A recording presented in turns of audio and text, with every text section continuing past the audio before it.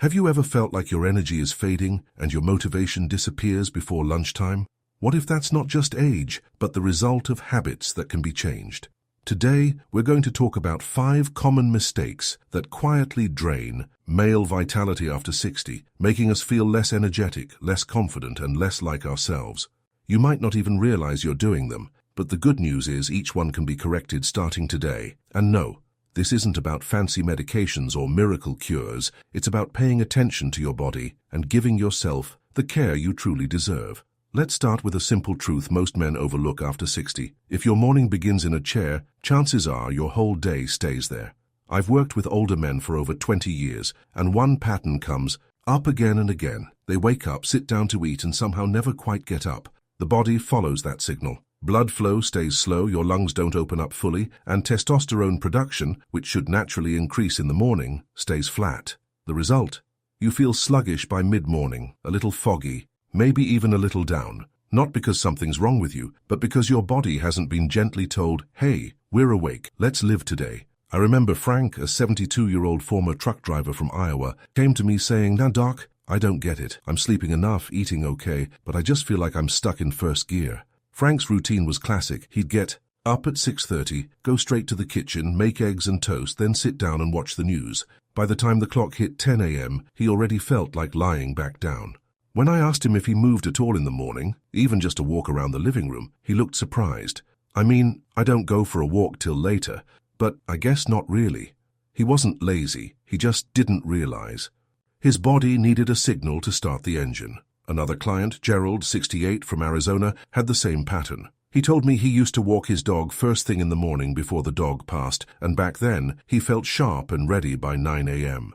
But once that morning ritual disappeared, so did his energy. The connection was obvious. Both men needed motion to wake up their system. When Frank started doing just 3 minutes of movement right after getting out of bed, slow pacing, shoulder rolls, a short walk to his mailbox and back, he told me a week later, "Doc, I didn't think that little thing would do anything, but it does.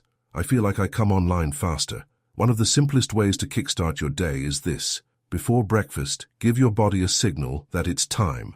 To turn on doesn't mean exercise, and it means gentle motion. Walk down your hallway, open a window, stretch your arms up, roll your shoulders slowly, or step outside and breathe a little deeper. This takes 3 to 5 minutes, and it sends your heart, lungs, and hormones a clear message. The day has started, and so have you. No fancy routines, no equipment, just motion, warmth, and oxygen. Here's something I tell every patient who feels stuck in the morning. You don't need a workout, you need a welcome. Imagine your body as an old radio. It just needs to warm up a bit before the sound comes in clear. That's what these few minutes of motion do. They say, "I'm here, I'm ready, I matter today." And that mindset, that quiet intention, often does more than any pill or gadget. Because vitality doesn't begin in your legs or lungs, it begins with how you start your day. And you're more than capable of giving yourself that start. Every morning is a new page, and you still hold the pen. Here's one habit I see, more often than people realize: finishing the day with a heavy meal and a drink, thinking it's harmless comfort, when in fact it quietly chips away at your energy, sleep, and hormones. I'm not saying you need to skip dinner or live like a monk, but after 60, our bodies just don't process food, fat, and alcohol the way they used to. Late-night eating, especially rich, fatty meals, slows down digestion, keeps your heart rate up, and interferes with your body's natural rhythm of hormone repair, including testosterone production, which peaks during restful sleep. And when alcohol enters the mix, it may help you fall asleep quicker, but it almost always disrupts deep sleep later in the night, the kind your body needs to truly recover. So you wake up tired, sluggish, and wondering why you didn't feel rested, even if you slept 7 or 8 hours.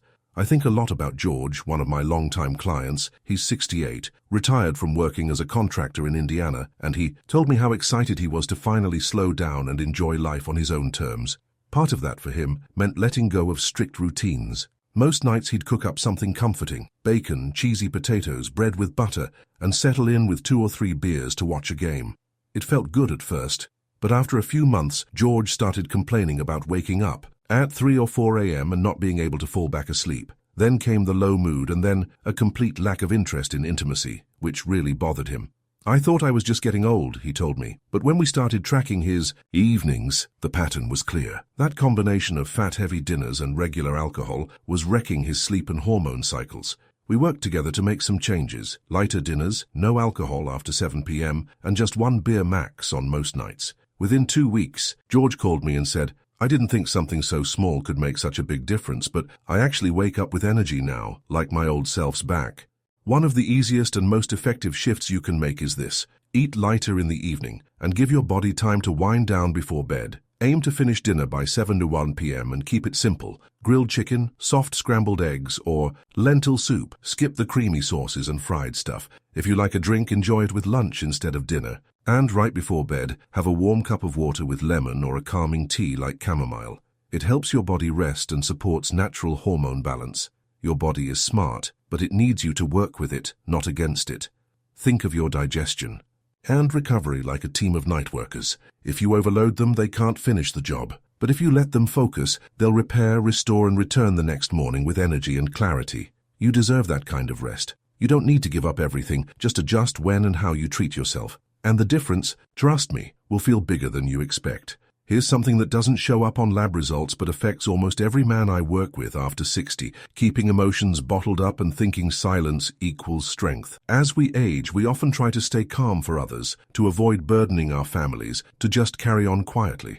But holding everything in, especially anger, fear, or sadness, creates a constant pressure inside the body. It pushes stress hormones like cortisol into overdrive, and that chronic elevation wears you down slowly. It affects your testosterone levels, your sleep, your digestion, and even your immune system. Most of all, it steals your energy, not just the physical kind, but the kind that makes you want to be present, connected, and truly alive. So, if you've been telling yourself "I'm fine" just to get through the day, I want to say this: there's nothing weak about feeling. In fact, it's one of the strongest things you can allow yourself to do. I remember Robert. He was 66, divorced, and living alone in Pennsylvania when I first met him. He was always polite, calm, and liked to joke that he wasn't much of a talker. But I noticed he seemed tired, like something was weighing on him. Eventually, he shared that he hadn't really spoken to anyone about his divorce, not even his grown son, and that he had trouble sleeping, often waking up with a tight chest or pounding heart. He said, "I don't get angry, I just shut down." A few months later, Robert landed in the ER with dangerously high blood pressure. The doctors couldn't find a physical trigger, but emotionally he was carrying too much. Another man I saw recently, Martin, 70, had been through the loss of his brother and never let himself grieve. His energy dropped, his motivation vanished, and he didn't understand why.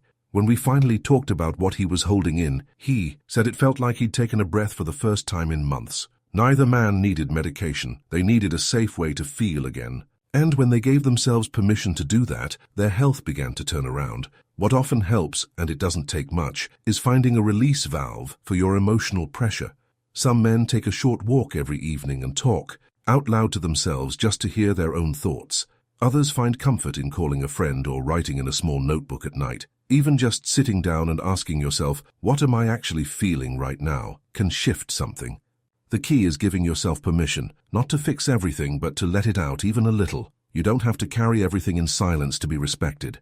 Imagine emotions like steam in an old radiator. If you don't let some of it out, the system starts to rattle and break down. But just one open valve, one honest moment, can keep everything running smoother. You deserve that kind of relief. Because strength isn't about staying silent, it's about staying true to yourself. And that starts with listening to what you feel and letting it be heard. One thing I hear from older men all the time is, "I feel fine, so why go to the doctor?" And I get it. After 60, a lot of us get tired of appointments, long waits, and tests that may or may not lead to anything. But here's the thing: feeling fine doesn't always mean everything is fine. As we age, especially as men, there are changes in our hormone levels and prostate function that can happen quietly, without pain or any obvious symptoms at first. Testosterone might drop gradually. The prostate might start to grow slowly. These shifts don't always show up as dramatic events, more like subtle changes in energy, sleep, libido, or mood. And because they're easy to ignore, many men wait too long. That delay can turn a manageable issue into a serious condition. Getting a yearly checkup isn't about fear. It's about staying in control of your health before your health starts controlling you. I think about a man named Henry, 70 years old, from Kansas City, who came to see me only because his daughter insisted. He hadn't seen a doctor in over 8 years. He told me, "I'm not sick, so why waste time?" But his energy had dropped. He had more nighttime trips to the bathroom, and his mood was lower than usual. He figured it was just getting older. We ran a basic set of labs and a prostate-specific antigen (PSA) test, and to both our surprise, his numbers were off. Further tests showed he had the early stages of prostate cancer. Luckily, we caught it early enough that his treatment was simple and effective. Henry later said, "I honestly thought I'd get a clean bill of health, but I'm grateful I found out when I did." Another man, Roger, 67, from Ohio, came in just to check his blood pressure, but his testosterone levels were so low that it was affecting his mood and muscle strength. With a few small adjustments, diet, sleep, and some medical support, he got back to feeling more like himself in just 2 months. Neither of them felt sick, but both of them were living with problems they couldn't see until we looked for them. What often helps is making one simple commitment. Schedule a full checkup once a year, even if you feel okay. Ask your doctor to include basic blood work, hormone levels, especially testosterone, and a prostate exam. If you haven't been in a while, just start now, not out of fear, but because your body deserves that care. You get your car serviced before it breaks down, your health deserves the same attention. Taking care of your health doesn't mean something's wrong. It means you respect yourself enough to stay ahead of trouble. Think of it like checking the roof before the storm season. You might find nothing, and that's great. But if there is a leak, better to catch it early while it's still easy to fix. You've come this far with strength and resilience. Regular checkups help you keep it that way. You don't need to wait for something to go wrong to take action. You can act now because you can and because you're worth it. Another thing I hear a lot, especially from older men, is something like, "I'm used to being on my own," or "I don't need anyone around." And while I fully understand the desire for independence, what many men don't realize is how much consistent social connection, especially with other men, affects your physical and emotional health. After 60, testosterone levels can drop, motivation can shift, and even the strongest routines can start to feel a little empty. Add to that the loss of a spouse, retirement, or family moving away, and suddenly the days get quiet, too quiet. When we stop connecting, our stress levels tend to rise, sleep suffers, our appetite for life fades, and our hormones follow suit. Isolation doesn't feel like a problem at first, but it quietly chips away at the systems that keep us energized and emotionally stable. I think about Mike, 69 years old, former Marine living in North Carolina, who lost his wife after nearly 40 years of marriage. When I first met him, he told me he'd stopped doing most of the things they used to enjoy together. Church events, Sunday dinners with neighbors, even walking to the market. He said, "There's no point anymore, Doc. I don't have much to say to anyone these days." He wasn't depressed in the clinical sense. He was just slowly shutting down without realizing it. It was his daughter who brought him to see me because she noticed how withdrawn he'd become. During our conversation, I asked if he'd ever thought about joining a veterans group nearby, and at first he shrugged it off. But a few weeks later, he gave it a try. One weekly meeting turned into 2. He started helping with their weekend breakfasts and even organizing a monthly poker night. When I saw him again 2 months later, he looked brighter, stood taller, and said something I won't forget. "I forgot how good it feels just to laugh with other guys." His sleep improved, he was eating better, and he even started walking again. What changed wasn't his body. It was the way he reconnected with other men who understood his world. What often helps is this simple step. Reconnect with just one group, one neighbor, or one old friend. That might mean visiting a local senior center, joining a book club, attending a hobby group, or even starting something small like a coffee meetup at the local diner. The goal isn't to become a social butterfly. It's to let your body and brain experience that vital human exchange that improves hormone balance, lifts your mood, and gives you something to look forward to. You weren't meant to go through this part of life alone. No one is. Being strong doesn't mean being silent or isolated. It means having the courage to say, "I'd like some company."